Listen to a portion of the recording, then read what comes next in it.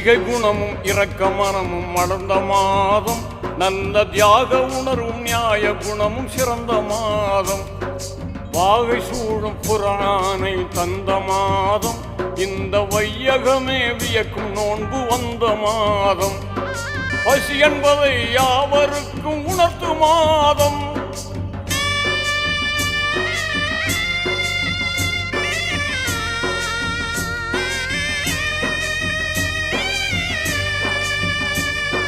பசி என்பதை யாவருக்கும் உணர்த்து மாதம், நல்ல பண்புடனே ஜக்காத்தை வழங்கும் மாதம், வாரி வழங்கும் மாதம்,